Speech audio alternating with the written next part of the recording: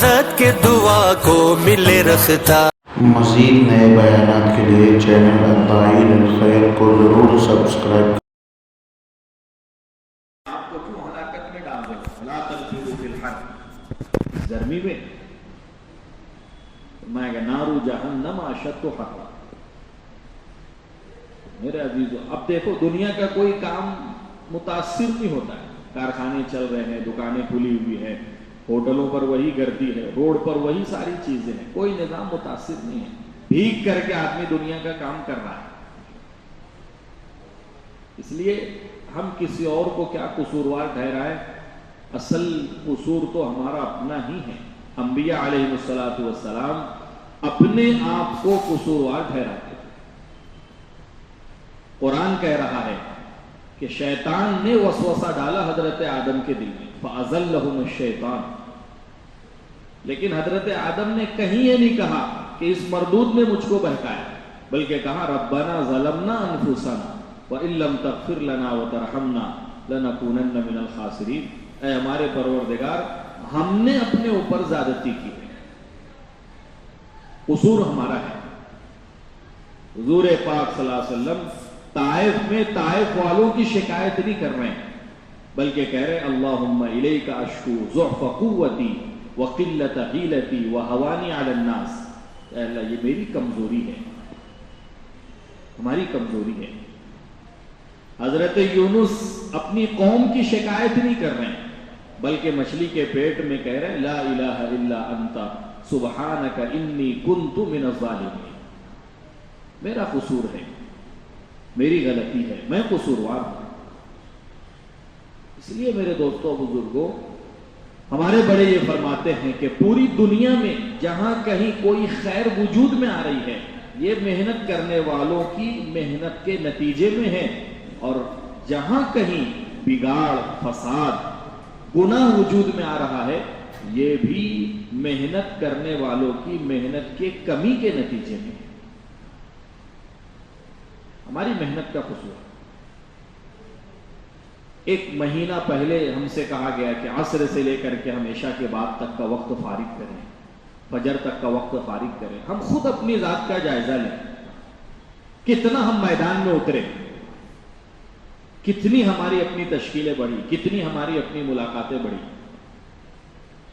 تو کیسے کارگزاری میں اضافہ ہوگا۔ ابھی آئے کہ کارگزاری ہمارے اپنے سامنے، صبح چاندوڑ گئے تھے، ناسک والوں کے زون کا مشورہ تھا، وہاں بھی کارگزاری لیے، یہی اندازہ ہوا کہ ابھی تک ویسے بات دل پر لیے نہیں، ہم ایسا کام کرنا چاہیے، جیسی محنت کرنا چاہیے۔ آپ حیات الصحابہ کی پہلی جلد اٹھا کر کے دیکھو، کوئی عذر ایسا نہیں ہے جس میں صحابہ نے اپنے آپ کو محنت پر نہ ڈالا۔ حضرت مقداد رضی اللہ تعالیٰ عنہ کے بارے میں علماء فرماتے ہیں، حضور یہ فرماتے تھے کہ دنیا میں 5 لوگ ہیں جن سے اللہ محبت کرتے ہیں، ان میں مقداد بھی ہیں، حضرت مقداد ابن اسود۔ ان کا جسم اتنا بھاری تھا کہ ان کے جسم کا بھاری پن ان کے لیے مستقل عذر تھا۔ مولانا یوسف صاحب رحمۃ اللہ علیہ کے بیانات میں ہے کہ پیٹ اتنا باہر نکلا ہوا کہ سواری پر سوار نہیں ہو پاتے تھے، بدن کی چربی ایسے لٹکتی تھی کہ جس تخت پر بیٹھتے تھے اس کے دونوں طرف گوشت لٹکتے رہتا تھا۔ اپنے بچوں سے کہہ رہے ہیں کہ میرے نکلنے کا سامان تیار کرو، بچوں نے کہا ابا جان یہ آپ کا بھاری بھرکم جسم عذر ہے، فرمایا انفروا خفافا وثقالا، اس آیت نے میرے بھاری جسم کو ہلکا کر دیا ہے۔ تم کہہ رہے ہو بھاری، اللہ کی کتاب تو ہلکا کر رہی ہے، کوئی عذر نہیں رکھا ہے۔ حضرت عبداللہ ابن ام مکتوم رضی اللہ تعالیٰ عنہ 13 مرتبہ حضور نے اپنی غیر موجودگی میں ان کو مدینہ کا ذمہ دار بنایا ہے، نابینا صحابی ہیں، ان کے عذر کو اللہ نے قرآن میں اتارا ہے۔ یہ واحد ایسے صحابی ہیں، پتا چلا کہ قرآن کی آیت اتری ہے کہ نکلنے والے گھر پر رہنے والے برابر نہیں ہو سکتے، تو دوڑے ہوئے حضور کی خدمت میں آئے، فرمایا اللہ کے نبی مجھ جیسا نابینا جو چلنے میں سہارے کا محتاج ہے، ہم تو اس فضیلت سے محروم رہ جائیں گے۔ علماء نے لکھا ہے آیت کا سب سے مختصر ٹکڑا پورے قرآن کا حضرت جبرائیل امین صرف 2 لفظ لے کر کے حضرت ام مکتوم کے عذر کو آسمان سے لے کر کے نازل ہوئے کہ حضور آیت تو ویسے ہی رہے گی، اس میں غیر اولی الضرر کا اضافہ کر دو کہ جن کا کوئی عذر نہیں ہے، یہ معذور ہیں۔ حضرت عمر سے کہہ رہے ہیں کہ مجھے جانا ہے، فرمایا عبداللہ کیا کرو گے، تم نابینا ہو، فرمایا امیر المومنین آپ جانتے ہیں میں نابینا ہوں، دشمن نہیں جانتا کہ میں نابینا ہوں، دشمن کو نہیں پتا کہ میں نابینا ہوں۔ صرف گئے نہیں بلکہ علماء فرماتے ہیں غزوات میں جو سب سے مشکل ذمہ داری ہوتی تھی اسلام کے پرچم کو سنبھالنا، وہ ذمہ داری اس نابینا شخص نے اپنے ذمہ لی، اور فرماتے تھے کہ جب معرکہ ختم ہوا اور اپنے ساتھیوں کو شہداء کو جب دیکھا گیا، حضرت عبداللہ ابن مکتوم خون میں لت پت ہیں، جان نکل چکی ہے اور اسلامی پرچم ان کے سینے پر گرا ہوا ہے، موت تک حفاظت کی۔ کتنی مثالیں ہیں، عذر نہیں ہے۔ اس لیے میرے دوستوں بزرگوں، کسی کے حال سے، اپنے حال سے بھی اور نہ سامنے والے کے حال سے، مولانا یوسف صاحب رحمۃ اللہ علیہ فرماتے تھے اللہ تمہارے اجسام کی بھی اور تمہارے احوال کی بھی اصلاح کریں گے اس محنت کی برکت سے۔ اجسام کی حفاظت، امیر معاویہ رضی اللہ تعالیٰ عنہ کے زمانے میں سن 45 ہجری میں حضرت امیر معاویہ نے کہا کہ ہمیں ایک نہر کھودنی ہے جو شہدائے احد کے راستے سے ہو کر کے جائے گی، ہر رشتہ دار اپنے رشتہ دار کی قبر کو منتقل کر دے۔ حضرت جابر فرماتے تھے میں نے اپنے والد حضرت عبداللہ کی قبر کھولی تو دیکھا ان کا ہاتھ سینے پر رکھا ہوا ہے، میں نے ہاتھ اٹھایا تو سینے سے خون جاری ہو گیا، جیسے ابھی کہتے تھے آنکھ کی روشنی ایسی ہے جیسے ابھی ان کو رکھا گیا ہے، حالانکہ احد میں شہید ہوئے۔ فرماتے تھے اس قبر کو کھودنے میں کدال حضرت حمزہ کے تلوے سے لگ گئی، وہاں سے خون جاری ہو گیا۔ اور احوال کی حفاظت، حضرت جابر فرماتے تھے ساری زندگی اگر ایک دانہ بھی میں اپنے گھر میں لا کر کے نہیں دیتا تو ہمارے والد کا قرضہ ادا نہیں ہوتا، اتنا قرضہ چھوڑ کر کے گئے تھے۔ حضور پاک صلی اللہ علیہ وسلم نے فرمایا جابر تسلی کے لیے، فرمایا کیا کہنے تمہارے والد عبداللہ کے، اللہ ہر ایک سے پردے کی آڑ میں گفتگو کرتے ہیں، تمہارے باپ کے لیے اللہ نے سارے پردے ختم کر دیے، اپنے سامنے کھڑا کیا کہ عبداللہ کیا خواہش ہے، کیا تمنا ہے؟ کہنے لگے اللہ ہماری روحیں قندیلوں میں لٹکی ہوئی ہے، ہم جب چاہتے ہیں جنت میں جہاں چاہتے ہیں پھرتے ہیں، لیکن اے اللہ جو مزہ شہادت میں ملا ہے وہ جنت میں بھی نہیں ہے، وہ جنت میں نہیں ملا۔ حضرت جابر نے فرمایا اللہ کے نبی یہ قرضوں کا کیا کروں، یہودیوں کا قرضہ ہے، صبح شام میرے پیچھے پڑے ہوئے ہیں، فرمایا جس دن دینا ہو کھجوریں جمع ہو جائے مجھے بلا لینا۔ اللہ کے نبی صلی اللہ علیہ وسلم نے اپنے ہاتھوں سے کھجوریں تقسیم کی۔ حضرت جابر فرماتے تھے خدا کی قسم میں حیران تھا کہ کھجوریں پہلے زیادہ تھی یا بعد میں زیادہ ہوگی، قرض زیادہ ہو گیا۔ ساری چیزیں ہیں، اس لیے میرے دوستوں بزرگوں، ہاں نقد اپنے تشکیلیں ابھی ہم طے نہ کر لیں کہ بھئی ٹھیک ہے ایک جماعت ہو گئی ہے اور 2 جماعت ہو گئی، 1 مہینہ باقی ہے، نہیں، یہ نہیں ہے۔ مولانا یوسف صاحب دامت برکاتہم سے روانگی کی ہدایات میں ہم نے سنا صحابہ میں اعلیٰ درجے کی تشکیل یہ ہوتی تھی ایک فرد گھر پر رکے باقی سب نکل جائیں، ادنا درجے کی تشکیل یہ ہوتی تھی کہ ایک فرد جائیں باقی سب گھر پہ رہیں۔ ان کی کوئی بات سیرت سے خالی نہیں رہتی، اپنی جیب سے نہیں کہتے، اس منبر سے جو کہا جاتا ہے بہت ذمہ داری کے ساتھ کہا جاتا ہے اور پکی ٹھکی بات کہی جاتی ہے۔ فرمایا کہ گھر کے سارے افراد نکلتے تھے، اس کی مثال حضرت اکرمہ رضی اللہ تعالیٰ عنہ یرموک کی لڑائی میں حضرت خالد نے کہا کہ اکرمہ تھوڑا سا اپنے آپ کو سنبھالو، تم شہید ہو جاؤ گے تو مسلمانوں کی ہمتیں پست ہو جائے گی، لیکن اللہ نے شہادت مقدر کی تھی، زخموں سے چور تھے اور حضرت خالد سے کہہ رہے خالد اللہ کا شکر ہے میں اکیلا نہیں اپنے خاندان کے 16 افراد کے ساتھ شہید ہو رہا ہوں، اپنے گھر کے 16 افراد کے ساتھ۔ پر میں عمر سے جا کر کے کہہ دینا، وہ ہم سے کہا کرتا تھا تمہارے حصے میں شہادت کہاں ہے، پر میں اللہ نے ہمارے حصے میں وہ نعمت رکھ دی ہے۔ تو ایک فرد گھر پر ہے، باقی سب اللہ کے راستے۔ اسی لیے اورنگ آباد اجتماع میں جب حضرت کے سامنے گوشوارہ پیش کیا گیا کہ 8,000 جماعتیں ہیں، حضرت نے کہا بہت اچھی بات ہے، لیکن کہا ہم اجتماع میں آنے والی جماعتوں کو اجتماع کی جماعت شمار نہیں کرتے۔ جو واپسی کی نیت سے آئے ہیں، شرکت کی نیت سے آئے ہیں، وہ یہاں سے نکلے، یہ اجتماع کی جماعت ہے، وہ یہاں سے نکلے۔ صحابی اللہ کے راستے سے واپس آئے، سامان رکھا مسجد نبوی میں اور 2 رکعت نماز پڑھی، حلقہ لگا تھا، حلقے میں شریک ہو گئے۔ حضور پاک صلی اللہ علیہ وسلم نے حلقے والوں کی تشکیل کر دی ایک علاقے کی طرف کہ یہ حلقہ اس علاقے کی طرف جائے گا۔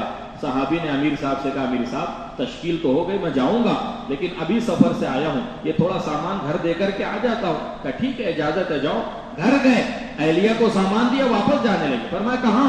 اللہ کی بندی دوبارہ میری تشکیل ہوئی۔ وہ رونے لگی۔ فرمایا اللہ کی بندی کیوں روتی ہے؟ فرمایا اس لیے رو رہی ہوں کہ حضور نے تشکیل کی تو گھر آنے کی کیا ضرورت ہے؟ جب تمہاری تشکیل ہو گئی مسجد نبوی میں تو پھر دوبارہ گھر آنے کی کیا ضرورت؟ وہیں سے نکل جاتے۔ یہ ماحول تھا اللہ کے نبی صلی اللہ علیہ وسلم کے زمانے میں، یہ جذبات تھے صحابہ کرام رضی اللہ عنہم اجمعین کے۔ مولانا یوسف صاحب رحمۃ اللہ علیہ کے بیانات میں ہے ساری فرعونیت کا خاتمہ اللہ رب العزت نے جو کیا ہے نا، وہ حضرت موسیٰ کی اس قربانی پر کہ بیوی حاملہ ہے، جنگل بیابان ہے، آگ لینے کے لیے گئے۔ آگ لینے اس لیے گئے کہ ٹھنڈی سے حفاظت ہو جائے، روشنی کا انتظام ہو جائے۔ وہیں سے حکم دیا گیا اذهب الى فرعون انه طغى۔ کیا اللہ کے علم میں نہیں ہے کہ ان کی بیوی حاملہ ہے؟ کیا اللہ کے علم میں نہیں ہے کہ یہ جنگل بیابان میں ہے، یہاں کوئی نہیں ہے؟ انبیاء بشریت سے خالی نہیں ہوتے۔ حضرت موسیٰ علیہ السلام کے دل میں یہ خیال پیدا ہوا کیا ہوگا بیوی کا ایسی حالت میں، ایسی کنڈیشن میں ہے؟ اللہ علیم بذات الصدور ہے۔ فرمایا موسیٰ مارو اپنے عصا کو پتھر پر، پتھر میں سے پتھر، اس میں سے دوسرا تیسرا پتھر، اس میں سے ایک چھوٹا کیڑا جس کی زبان میں، جس کے جو منہ میں ہرا سبز پتا ہے، اللہ کی تعریف بیان کر رہا ہے۔ فرمایا موسیٰ جب اس مخلوق کو ہم یہاں نہیں بھولے تو کیا تمہاری گھر والی کو ہم بھول جائیں گے؟ کیا ہم اس کو ایسے ہی چھوڑ دیں گے؟ مولانا یوسف صاحب رحمۃ اللہ علیہ فرماتے تھے اس قربانی پر اللہ رب العزت نے اس ساری جو ہے وہ فرعونیت کا خاتمہ اپنی قدرت سے کیا ہے۔ اس لیے میرے عزیز و بزرگوں، ہم اپنی قربانی کو اور ہم اپنے اوقات کو، ہم اپنی محنت کو بڑھائیں، اللہ پاک نتیجہ دکھائیں گے۔ 3 دن ابھی گزشتہ ہفتے 3 دن میں اپنے صوبے کے 12 اضلاع کا سفر ہوا۔ 3 دن کے سفر میں اللہ نے نقد 3 جماعتیں دوسرے سال کی تیار کر دی۔ تینوں جماعتیں نظام الدین پہنچ گئی، تھانہ کی جماعت، جالنہ کی جماعت اور جلگاؤں کی جماعت، تینوں جماعتیں نظام الدین میں پہنچ گئی۔ ایک دن میں 4 ضلع کا سفر حافظ صاحب کراتے تھے۔ ایک مولوی کی ملاقات تھی، مومن آباد پیڑ کا ایک تعلقہ ہے، اورنگ آباد سے مومن آباد 180 کلومیٹر، ایک ساتھی کی ملاقات کے لیے گئے۔ رات میں 12 بجے ملاقات ہوئی، قیام کیا، 4 بجے صبح پھر نکل گئے۔ جماعتیں تیار ہوئی، کہا کہ تیار تو گئی، کیا کریں گے کہ ان کو لے کے جانا ہے نظام الدین، تو ان کے پیچھے پیچھے نظام الدین پہنچ گئے۔ محنت پر اللہ پاک جو ہے اور کیسی قربانی سے نکلے۔ جلگاؤں میں ایک مولوی صاحب کی تشکیل ہوئی، کہنے لگے میری بیوی اور میں ہوں، کوئی بھائی نہیں ہے، والدین نہیں ہے، انتقال ہو گیا، کوئی اولاد نہیں ہے، سسرال کا ماحول ایسا ہے کہ میں اپنی بیوی کو وہاں چھوڑ نہیں سکتا، دوسرے ذہن خیال کے لوگ ہیں۔ کہنے لگے میں نے ایک بنات کے مدرسے میں، لڑکیوں کے مدرسے والوں سے بات کی کہ تم میری عورت کو 1 سال کے لیے بطور خدمت کے اپنے یہاں رکھ لو، میں اللہ کے راستے سے ہو کر کے آ جاتا ہوں۔ مدرسے والے تیار ہو گئے تو بیوی کو وہاں شفٹ کیا 1 سال کے لیے، اور کہنے لگے میں اللہ کے راستے میں، گھر میں تالا ہے، کوئی نہیں، اللہ کے بھروسے پر نکل۔ دولیا میں ایک مولوی صاحب، نوجوان لڑکا ہے، تشکیل ہوئی، ریزرویشن بن گیا، کہنے لگا کہ پہلی بچے کی ولادت کا موقع ہے، اگست کی تاریخ ہے، اہلیہ کہہ رہی ہے میں روکتی نہیں جانا، لیکن پہلا موقع ہے، مجھے بھی ایسا لگ رہا ہے کہ تم موجود رہو اس وقت میں۔ کہنے لگا کیا کروں، بہت کشمکش میں ہوں۔ ہم نے کہا کہ تم نے ریزرویشن بنایا، جمے رہو، اللہ پاک راستہ نکالے۔ دوسرے دن کہنے لگے اللہ کی قدرت، وقت سے پہلے اللہ نے نارمل طریقے پر ولادت کروائی۔ اسی قربانی کے ساتھ ہر ایک کے ساتھ بیٹھنا ہوا، تفقد ہوا، کیسے نکل رہے آپ؟ ایک مولوی صاحب تو کہنے لگے میں نے اپنے گھر کی پلنگ، فریج، ہر وہ چیز جس کی ضرورت آدمی کو ہر وقت نہیں پڑتی ہے، میں نے یہ کہہ کر کے بیچ دی کہ گھر والوں کا گزر بسر تو سال بھر اس کے بغیر بھی ہو جائے گا، واپسی ہوگی تو یہ چیزیں دوبارہ پھر اللہ پاک دے دیں گے۔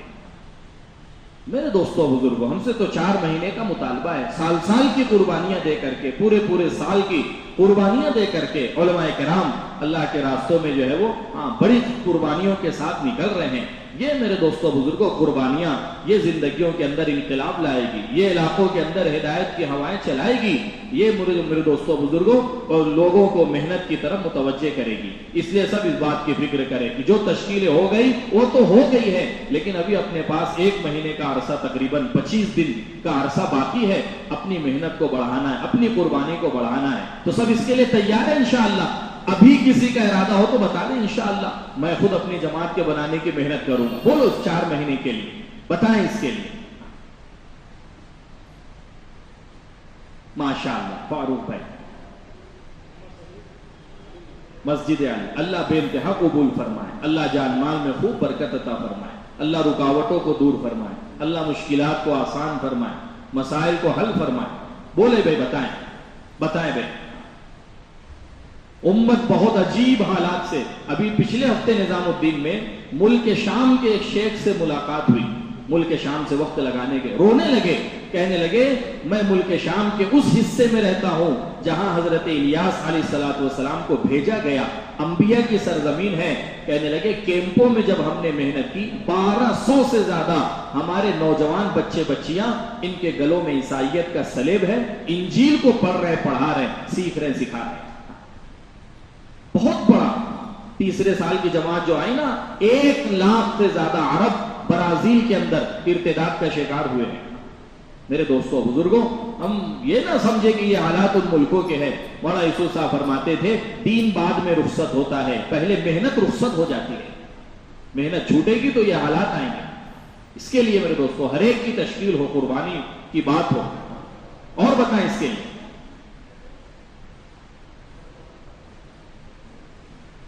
ماشاءاللہ مستقیم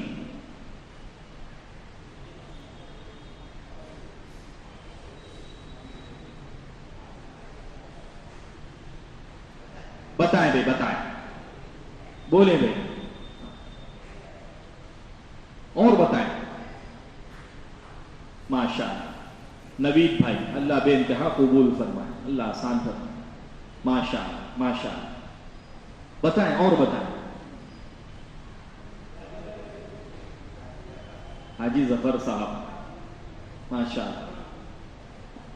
محمد قاسم مسجد، حاجی عبدالروف مسجد، ماشاءاللہ ماشاءاللہ۔ بھائی ہلکے والے بھی اپنے ساتھیوں کے نام دیکھتے رہے، ماشاءاللہ۔ حاجی ظفر صاحب ہے، سعید بھائی ہیں، ماشاءاللہ ماشاءاللہ ماشاءاللہ۔ الحمدللہ، اللہ قبول فرمائے، اللہ آسان فرمائے۔ اور بتائیں بھائی، اور بولیں۔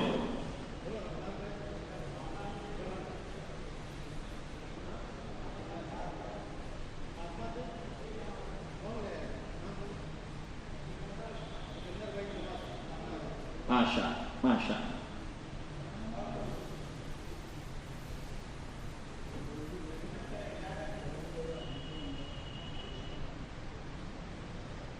اگر آپ کو ہماری ویڈیو پسند آئے تو چینل کو سبسکرائب کریں اور بیل آئیکن کو دبائیں تاکہ ہماری ہر نئی آنے والی ویڈیو اب تک پہنچ جائے۔